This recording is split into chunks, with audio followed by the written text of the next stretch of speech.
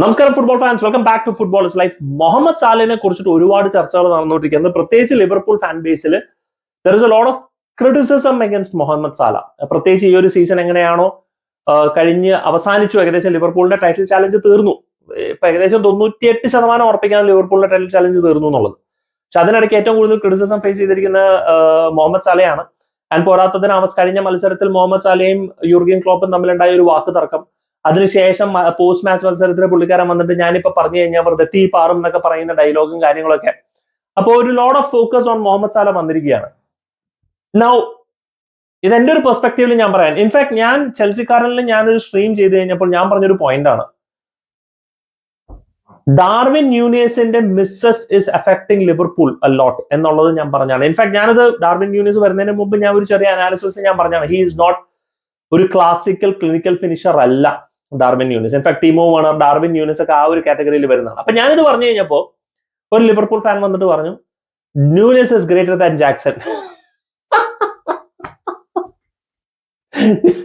ആയിക്കോട്ടെ, ഇനിയിപ്പോ എനിക്കിപ്പോ എന്താ, let's say Nunez is greater than Drogba, പിടിച്ചോ, ഞാൻ സമ്മതിച്ചു, ഞാൻ അതിൽ ആർഗ്യൂ ചെയ്യാൻ പോകുന്നില്ല. That is not the argument. അതല്ല argument, has got nothing to do with ഒരു Chelsea player. The argument is to do with ആ ന്യൂനിയസിന്റെ ഇന്നബിലിറ്റി ടു ഫിനിഷ് ചാൻസസ് ലിവർപൂളിനെ വല്ലാണ്ട് അഫക്ട് ചെയ്യുന്നു. ആ ഫോക്കസ് സ്വാഭാവികമായിട്ട് മുഹമ്മദ് സാലയിലേക്ക് കൊണ്ടുവരാണ്. ആൻഡ് ഇൻഫാക്ട് ആ ഒരു ലാക്ക് ഓഫ്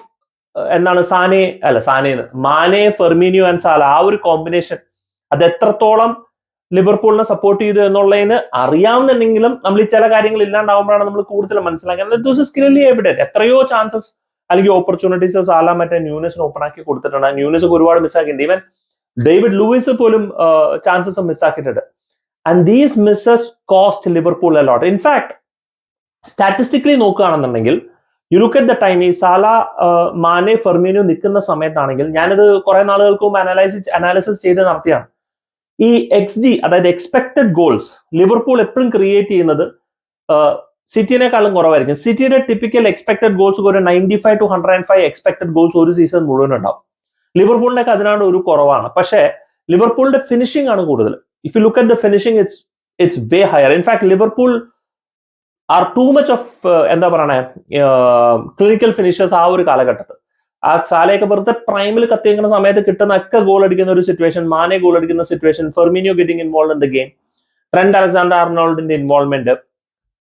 കാരണം യൂർഗൻ ക്ലോപ്പിന്റെ സിസ്റ്റം അടിപൊളിയായിട്ട് XG ക്രിയേറ്റ് ചെയ്യുന്നുണ്ടെങ്കിൽ തന്നെയും ഒരു പെപ് ഗോർഡിയോളയുടെ സിസ്റ്റം അല്ലെങ്കിൽ ഒരു ആർട്ടേറ്റയുടെ സിസ്റ്റം പോലെ അങ്ങനെ ഓവർലി ക്രിയേറ്റ് ചെയ്യുന്നില്ല. സോ ക്ലിനിക്കൽ ഫിനിഷിംഗിൽ ഒരുപാട് ഡിപ്പെൻഡ് ചെയ്യുന്ന ഒരു സിസ്റ്റമാണ് യൂർഗൻ ക്ലോപ്പിന്റെ.